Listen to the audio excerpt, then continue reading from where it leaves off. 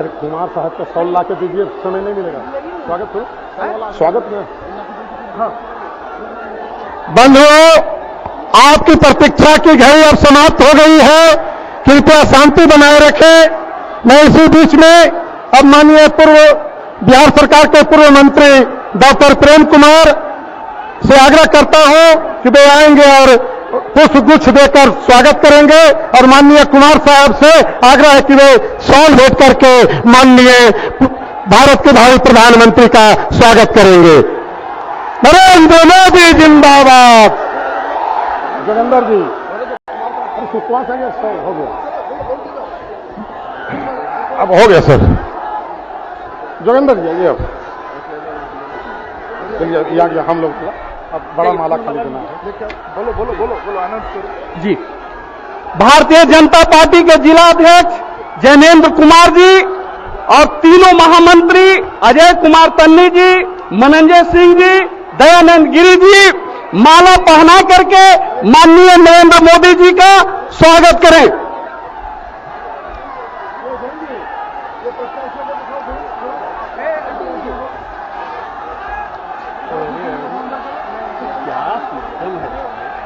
अपना दिखाए ना।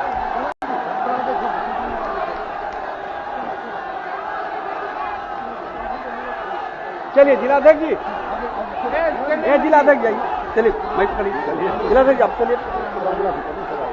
बंधुओं, अब आपके बीच में आपके चहेते नेता पधार चुके हैं। इसके पूर्व मैं चाहूंगा कि लोक जनशक्ति पार्टी के मित्रों, मैं सभी लोगों से अपील करता हूं कि मीडिया वालों को कवर करने दें। सामने जो नौजवान है उनसे मैं हाथ जोड़कर अपील करता हूं कि शांति बनाए रखें और मीडिया वालों को डिस्टर्ब नहीं करें। कृपया कुर्सियां नहीं फेंके। अब मैं आमंत्रित करता हूं मंच पर लोक जनशक्ति पार्टी के राष्ट्रीय अध्यक्ष माननीय रामविलास पासवान जी से कि वे आए और इस सभा को संबोधित करें। माननीय रामविलास पासवान जी।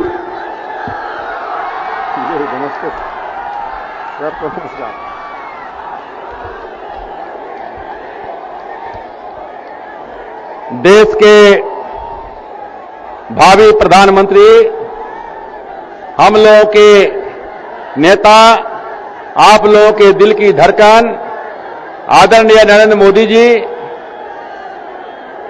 आदरणीय सुशील कुमार मोदी जी, नेता प्रतिपक्ष नंद किशोर यादव जी, गया से हमारे एनडीए के उम्मीदवार हरि मांझी जी, औरंगाबाद से एनडीए के उम्मीदवार सुशील कुमार सिंह जी, जहानाबाद से एनडीए के उम्मीदवार अरुण कुमार जी, बिहार के इंचार्ज आदरणीय धर्मेंद्र प्रधान जी,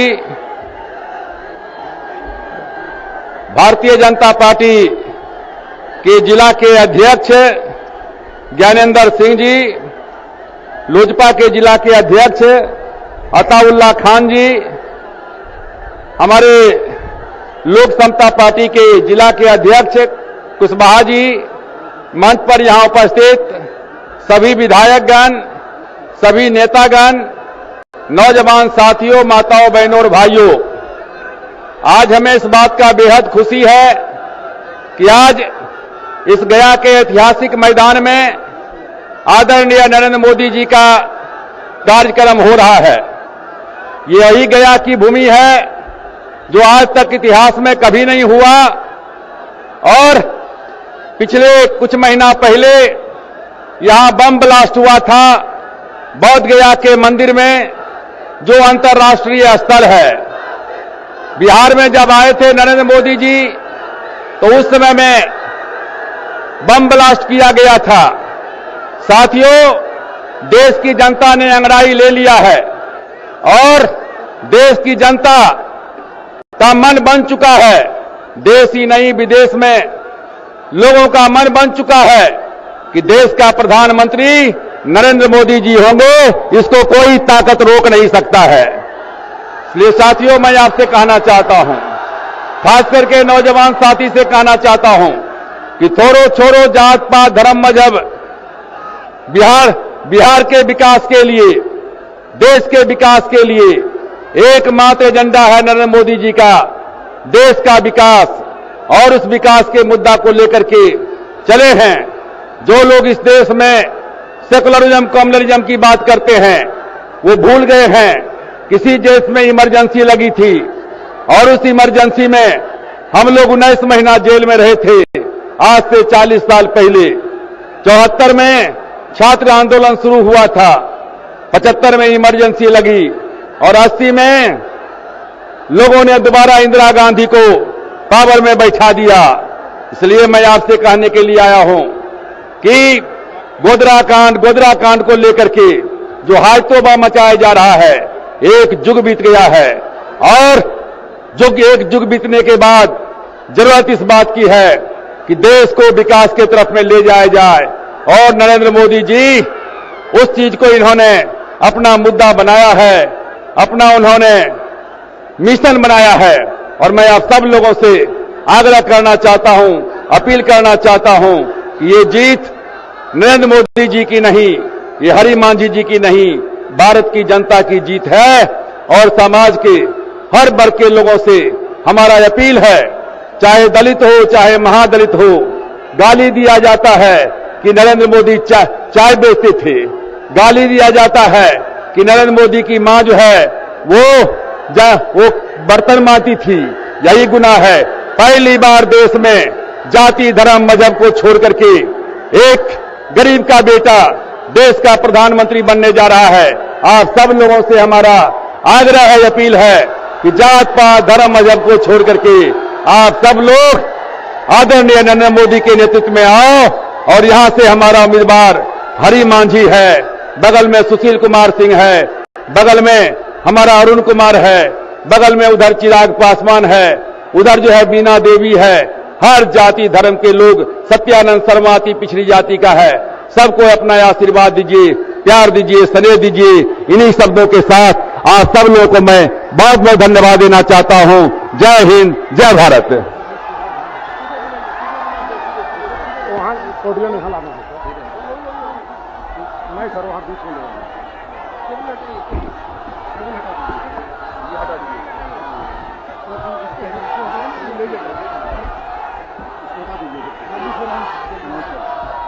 बंधुओं, अब आपके बीच में आपके चहेते भारत के भावी प्रधानमंत्री माननीय नरेंद्र भाई मोदी जी आ रहे हैं।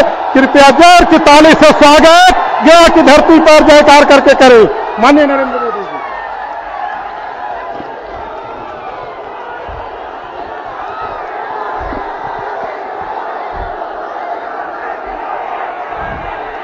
भारत माता की।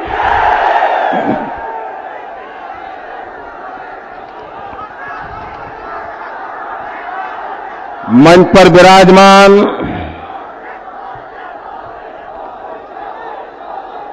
बिहार के वरिष्ठ नेता श्री रामविलास पासवान जी, श्री सुशील कुमार मोदी जी, श्री नंदकिशोर यादव जी, पार्टी के राष्ट्रीय महासचिव श्री धर्मेंद्र प्रधान जी, श्री प्रेम कुमार जी, श्री वीरेंद्र सिंह जी, श्री श्यामदेव पासवान जी, श्री सुरेंद्र सिन्हा जी, श्री चित्तरंजन कुमार जी, श्रीमान कृष्ण कुमार सिंह, सजीव श्याम जी, यहां के हमारे जनप्रिय प्रत्याशी श्रीमान हरि मांझी जी, पड़ोस में औरंगाबाद के प्रत्याशी श्री सुशील कुमार सिंह जी, जहानाबाद के प्रत्याशी श्री अरुण कुमार जी, मंच पर विराजमान सभी वरिष्ठ महानुभाव, मगध के, भूमि के सभी लोगन के हमार कोटि कोटि प्रणाम है।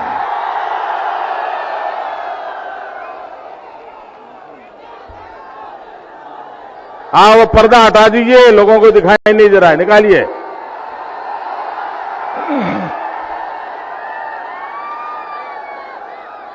अब लोगों को कोई रुकावट नहीं चाहिए।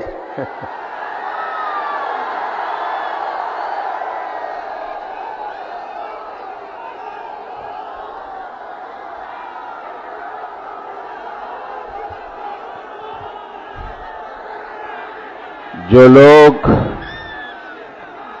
बंद कमरे में बैठ करके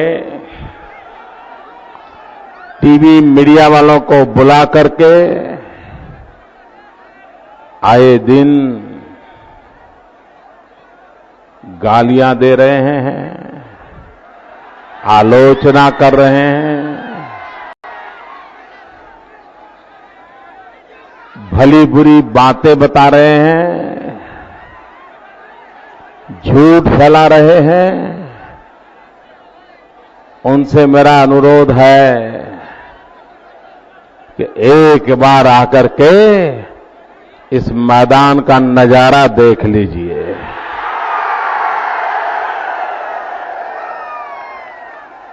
जहां तक मेरी नजर पहुंच रही है, मुंड ही मुंड है।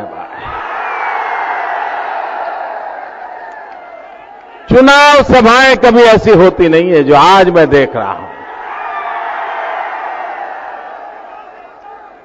भाइयों बहनों, ये चुनाव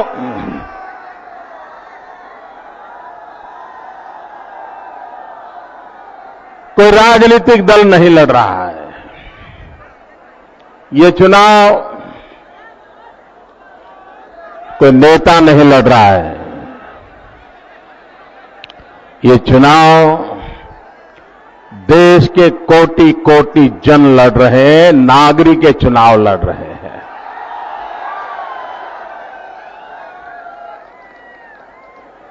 भाइयों बहनों, पहला चुनाव ऐसा है कि जिसमें अभी मतदान नहीं हुआ है। कई स्थानों पर तो अभी नामांकन की प्रक्रिया चल रही है। उसके बावजूद भी देशवासियों ने चुनाव नतीजा घोषित कर दिया है।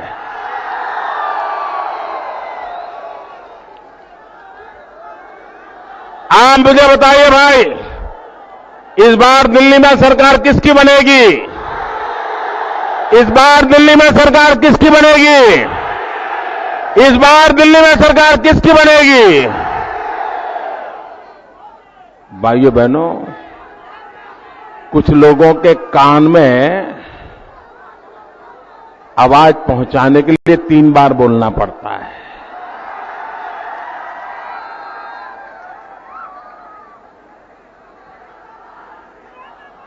भाइयों बहनों, मैं आज आपसे एक सवाल पूछना चाहता हूं।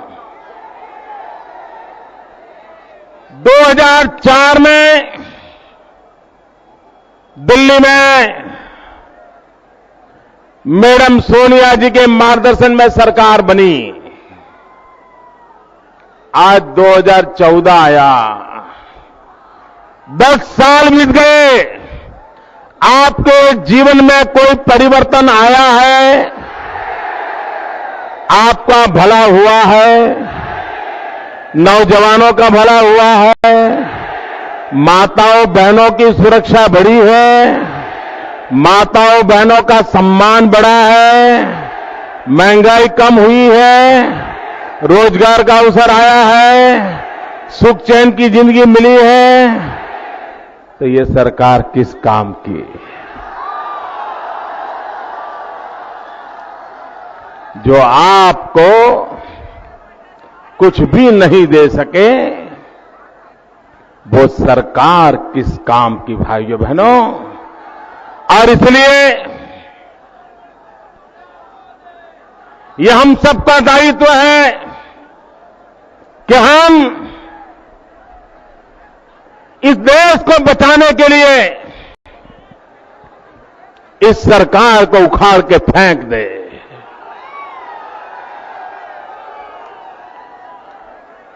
आज ये रैली देख करके मैं कह रहा हूं, सच्चे अर्थ में भारत विजय के दिन आ चुके हैं भाइयों।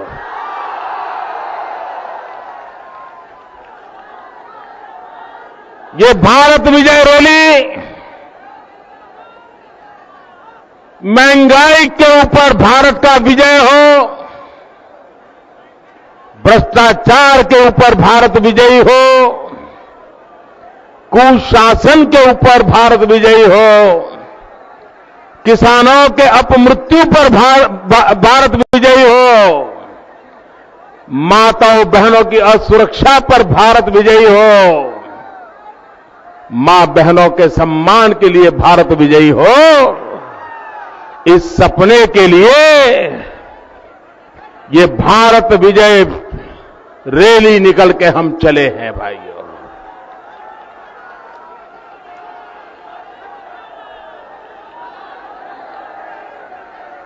कुछ महीने पहले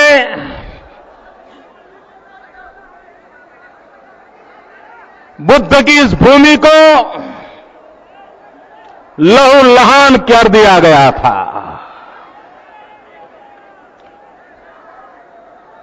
जिस भूमि ने विश्व को शांति का संदेश दिया, भाईचारे का संदेश दिया, दया और करुणा की ज्योत जगाई, उसी भूमि पर देश के दुश्मनों ने आतंक फैलाया, इस धरती को लहूलुहान कर दिया। लेकिन भाइयों बहनों, यहां की सरकार को इसकी चिंता नहीं हुई। उनको तो एक ही चिंता रहती है, कहीं उनके वोट बैंक को खतरा न लग जाए।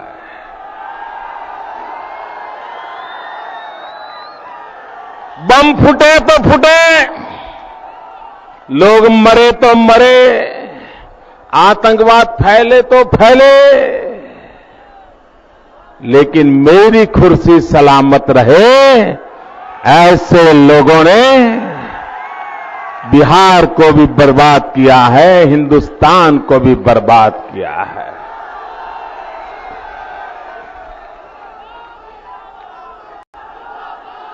आप मुझे बताइए भाइयों बहनों, इस देश से आतंकवाद जाना चाहिए कि नहीं जाना चाहिए? आतंकवाद खत्म होना चाहिए, आतंकवादियों को सजा मिलनी चाहिए, देश को आतंकवाद से मुक्त करना चाहिए। ये दिल्ली में बैठे हुए लोग कर सकते हैं, ये पटना में बैठे हुए लोग कर सकते हैं। कौन कर सकता है? कौन कर सकता है? कौन कर सकता है? भाइयों बहनों, हिंदुस्तान की धरती पर से निर्दोषों को मौत के घाट उतारने वाले, इस धरती को लहूलुहान करने वाले आतंकवाद को खत्म करने का हमें संकल्प करना होगा।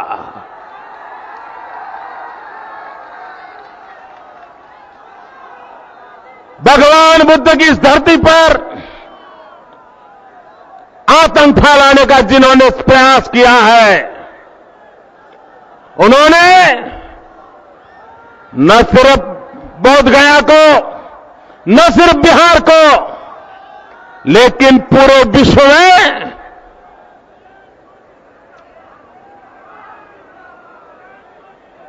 बुद्ध प्रेमी देशों को भारत से नाता तोड़ने के लिए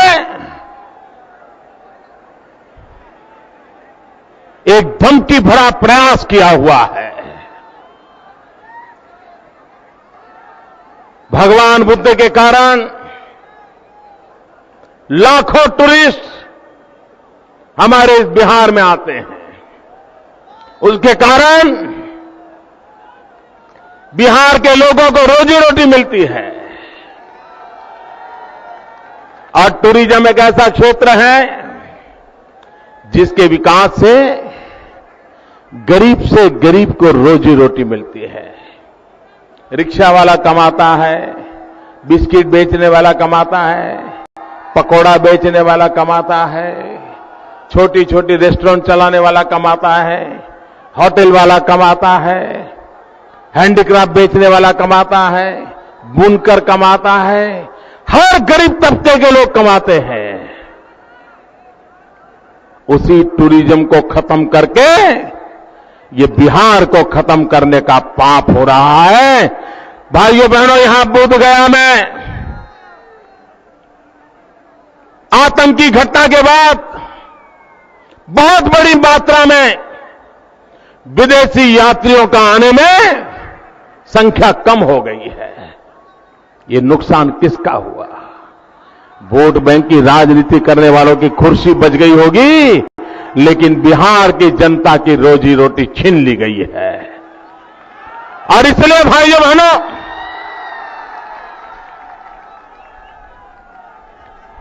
आतंकवाद इस देश पर एक बहुत बड़ा खतरा बना हुआ है। और वोट बैंक की राजनीति करने वालों ने अपने निहित राजकीय स्वार्थ के खातिर इसे पाला पोसा है, इनको पनाह दी है। और इतना ही नहीं, इनको बचाने की कोशिश भी की है। भाइयों बहनों, टेररिज्म डिवाइड्स, टूरिज्म यूनाइट्स। आतंक जुदा कर देता है, तोड़ देता है, फोड़ देता है, लेकिन प्रवासन विश्व को जोड़ने का काम करता है। Terrorism divides, tourism unites. और ये भूमि जोड़ने की भूमि है, तोड़ने की भूमि नहीं है। लेकिन उसी को ही खून से रंग दिया गया है। भाइयों बहनों,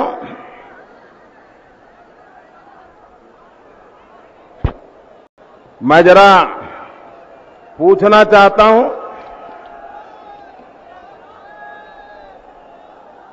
जरा दिल्ली सरकार भी मुझे जवाब दे और बिहार सरकार भी जवाब दे, और जो अभी जेल से आए हैं वो भी जवाब दें।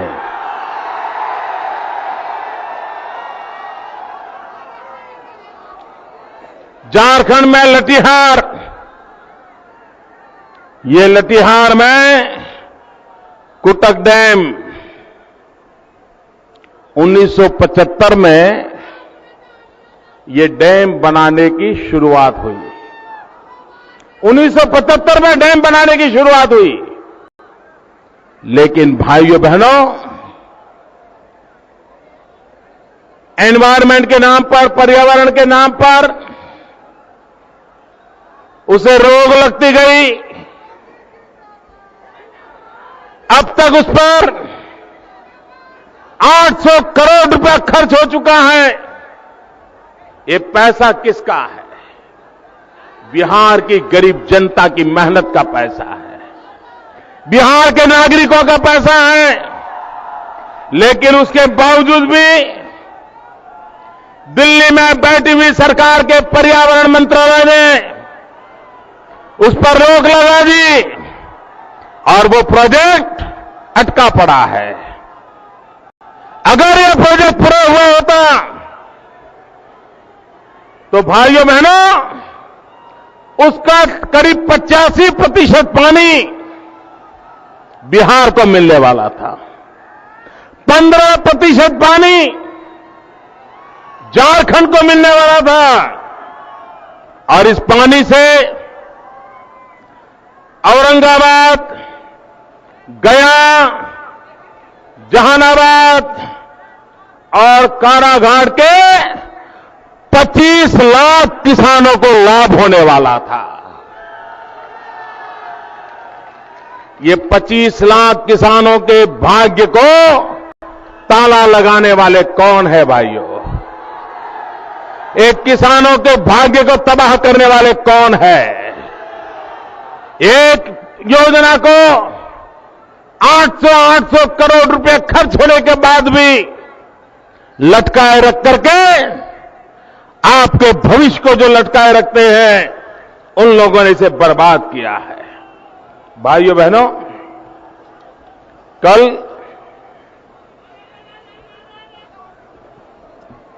कांग्रेस पार्टी ने अपना घोषणा पत्र जाहिर किया।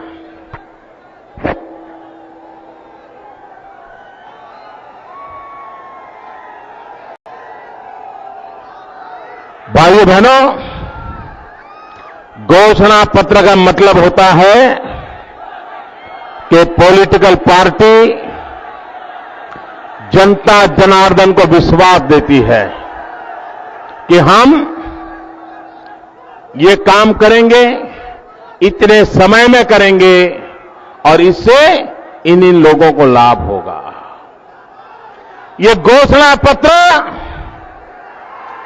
जनता और राजनीतिक दल के बीच का एक पवित्र बंधन होता है, पवित्र दस्तावेज होता है। धार्मिक मान्यताओं में जो स्थान गीता का है, बाइबल का है, कुरान का है, राजनीतिक जीवन में जनता और राजनीतिक दल के बीच में वो ही पवित्र रिश्ता बांधने का काम घोषणा पत्र करता है।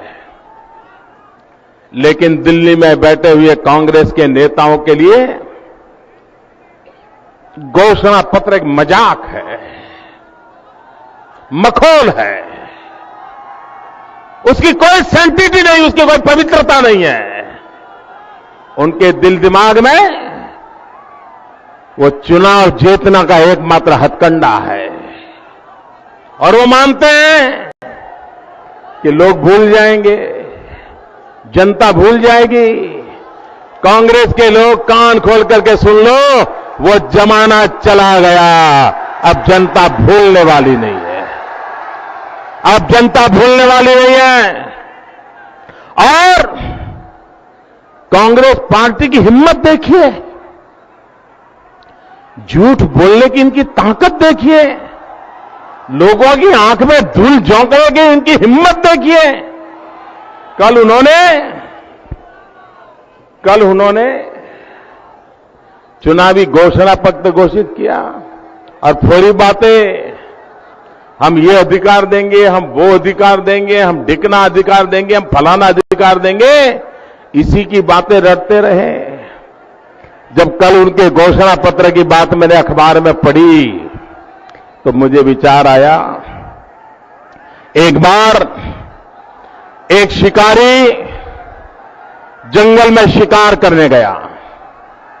वो शेर का शिकार करना चाहता था, काफी घुमा लेकिन कहीं शेर नजर में नहीं आया।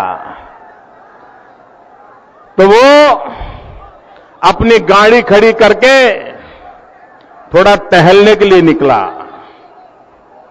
इतने में एक कोने से शेर आकर के खड़ा हो गया। अब ये अपनी बंदूक गाड़ी में छोड़ के आया था, शेर सामने खड़ा हो गया। अब करे क्या? तो इसने क्या किया, अपनी जेब से राइफल का लाइसेंस निकाला और शेर को लाइसेंस दिखाया। मेरे पास लाइसेंस है, मेरे पास लाइसेंस है। भाइयों बहनों, ये दिल्ली की सरकार आपको ये अधिकार, वो अधिकार, ये राइट, वो राइट, वो एक्शन करने के लिए तैयार नहीं है। भाइयों, देश तुम्हारे एक्ट से तंग आ चुका है, देश को एक्शन चाहिए। उन्होंने इस बार फिर से अपने चुनावी घोषणा पत्र में कहा है उन्होंने कहा है, भाइयों बहनों, कांग्रेस के घोषणा पत्र की मैं जरा विस्तार से आज बात करना चाहता हूं। कांग्रेस ने अपने घोषणा पत्र में कहा है कि वे महंगाई कम करेंगे। आपको भरोसा है? आपको भरोसा है? मुझे बताइए उनकी झूठ बोलने की हिम्मत कैसी है। देखिए आप उनका ट्रैक रिकॉर्ड देखिए। अरे 100 दिन में महंगाई कम करने का वादा किया था। महंगाई कम करने की बात छोड़ो, महंगाई आसमान पर पहुंच गई। गरीब के घर में चूल्हा नहीं जलता है। उन्होंने ये कहा है इस चुनावी मैनिफेस्टो में कि वे मैन्युफैक्चरिंग क्षेत्र में 10% वृद्धि सुनिश्चित करेंगे। और उनका ट्रैक रिकॉर्ड कैसा है? ये 10% का वादा कर रहे हैं। उनका ट्रैक रिकॉर्ड कैसा है? 2012-13 में मैन्युफैक्चरिंग वृद्धि दर 1.1% था, 1.1%, और बात कर रहे हैं 10% की। 2013-14 उनका ग्रोथ था -0.2, और आज हमारी आंख में धूल झोंक करके वो 10% की बात कर रहे हैं। भाइयों बहनों, ये कांग्रेस वाले पुरानी टैप बजा रहे हैं, टैप रिकॉर्डर बजा रहे हैं। उनका ट्रैक रिकॉर्ड उनकी बातों में विश्वास करने योग्य नहीं है। उनकी टैप रिकॉर्ड सुनकर के हम भरोसा न करें, उनका ट्रैक रिकॉर्ड देखा जाए। उनका ट्रैक रिकॉर्ड देश को पीछे ले जाने वाला है। भाइयों बहनों, उन्होंने देश के नौजवानों के सामने फिर एक लॉलीपॉप दे दिया है। वे कहते हैं हम 10 करोड़ लोगों को रोजगार देंगे, 10 करोड़ लोगों को। पिछले चुनाव में कहा था हर परिवार से एक नौजवान को रोजगार देंगे। मैं भाइयों बहनों पूछना चाहता हूं, दिल्ली सरकार ने आपको रोजगार दिया है? जरा जोर से बोलिए, आपको रोजगार मिला है? आपके कोई अड़ोसी पड़ोसी को मिला है? आपके कोई मित्र को मिला है? अरे यूपीए सरकार तो जॉबलेस ग्रोथ के लिए जानी जाती है। कोई नए रोजगार नहीं दिए और फिर लॉलीपॉप पकड़ा रहे हैं कि 10 करोड़ रोजगार देंगे। भाइयों बहनों, उन्होंने 10 करोड़ लोगों को स्किल डेवलपमेंट का वादा किया है। हुनर सिखाएंगे, कौशल्यवर्धन करेंगे। उनका ट्रैक रिकॉर्ड क्या है? ये वादा उन्होंने पिछले चुनाव में भी घोषणा पत्र में किया था। लेकिन भाइयों बहनों, उन्होंने कोई काम नहीं किया। एक के बाद एक कमेटियां बनाते गए। प्रधानमंत्री की अध्यक्षता में कमेटियां बनी, कभी कमेटी की मीटिंग नहीं हुई और कोई स्किल डेवलपमेंट का काम नहीं हुआ। गुजरात जब स्किल डेवलपमेंट में आगे बढ़ रहा था, आखिर मनमोहन सिंह जी की सरकार को कहना पड़ा कि गुजरात का मॉडल स्वीकारो और देश की सरकारों को बताओ भाई गुजरात की तरह कर दो। कोई काम नहीं किया। भाइयों बहनों, वो कहते हैं भ्रष्टाचार विरोधी कानून लाएंगे। आपके गले उतरता है भाई? कांग्रेस भ्रष्टाचार खत्म कर सकती है? कांग्रेस का भ्रष्टाचार खत्म करने का इरादा है? अरे पूरी एबीसीडी अब नई लिखी जा रही है, A to Z। A for Adarsh घोटाला, B फॉर बोफोर्स घोटाला, C फॉर कोयला घोटाला, Z तक जीप घोटाला पहुंच जाता है। ये नई एबीसीडी भ्रष्टाचार की लिखने वाली कांग्रेस पार्टी, उसके मुंह में हम भ्रष्टाचार दूर करेंगे, ये उनके मुंह में शोभा नहीं देता है। ये कांग्रेस पार्टी कह रही है।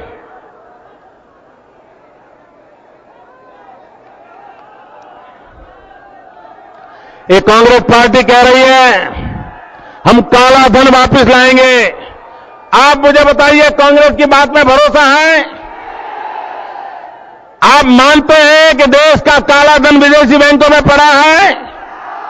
आप मानते हैं काला धन वापस लाना चाहिए? जरा कांग्रेस के लोग जवाब दो। 10 साल से आप सरकार में हो, 1 रुपया वापस लाए हो क्या? आप मुझे बताइए भैया, आपको काला धन वापस कौन लाएगा? किस पर भरोसा है? काला धन वापस कौन लाएगा? किस पर भरोसा है? कांग्रेस की बातों पर भरोसा है? भाइयों बहनों, इन्होंने कहा है हम ग्राम न्यायालय शुरू करेंगे, रूरल कोर्ट, ग्राम न्यायालय शुरू करेंगे। भाइयों बहनों, 2009 में भी कांग्रेस ने वादा किया था, हिंदुस्तान के सभी लाखों गांवों में ग्राम न्यायालय का वादा किया था। लेकिन मुझे दुख के साथ कहना है कि दिल्ली में बैठी हुई कांग्रेस सरकार 5000 गांवों का भी काम नहीं कर पाई और सिर्फ 152 गांवों में ग्राम न्यायालय तय किए हैं। 5 साल में सिर्फ 152 ग्राम। क्या आप उन पर भरोसा करोगे? भाइयों बहनों, वो कहते हैं जल्दी न्याय मिले, इसलिए हम फास्ट ट्रैक कोर्ट चलाएंगे। भाइयों बहनों, अटल बिहारी वाजपेयी की सरकार ने फास्ट ट्रैक कोर्ट की परंपरा प्रारंभ की थी। लोगों को जल्द से जल्द न्याय मिले। लेकिन आज मुझे दुख के साथ कहना है कि 2011 में डॉक्टर मनमोहन सिंह जी की यूपीए सरकार ने फास्ट ट्रैक कोर्ट के लिए जो पैसे दिए जाते थे वो देना बंद कर दिया। आपने 2011 में फास्ट ट्रैक कोर्ट बंद हो इसके लिए कारनामे रचे और आज जनता को आप फास्ट ट्रैक कोर्ट के वादे कर रहे हो। भाइयों बहनों, ये जनता की आंख में धूल झोंक रहे हैं, ये जनता के साथ धोखा कर रहे हैं। और इसलिए मैं आज से अनुरोध करने आया हूं, सारे बिहार वासियों से अनुरोध करने आया हूं कि 10 अप्रैल को आपके यहां जहां चुनाव हो वहां 10 अप्रैल को भारी मात्रा में मतदान करें। भारतीय जनता पार्टी, रामविलास पासवान जी की पार्टी, उपेंद्र कुशवाहा जी की पार्टी, इन सभी दलों को विजयी बनाएं और बिहार का भाग्य बदलने के लिए दिल्ली सरकार में साथ मिलकर के, आने वाली नई सरकार के साथ मिलकर के हम बिहार का भी भाग्य बदलें। आप हमें सहयोग करें। भारत माता की, भारत माता की।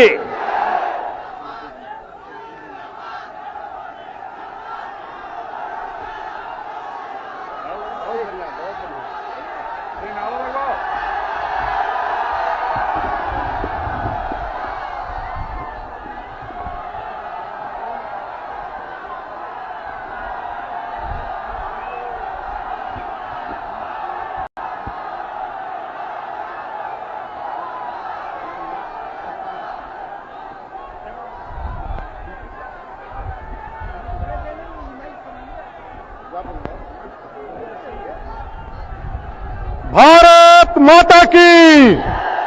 देश का पीएम कैसा हो, देश का पीएम कैसा हो। भारत माता की। नरेंद्र मोदी जिंदाबाद, नरेंद्र मोदी जिंदाबाद। भारत माता की। वंदे वंदे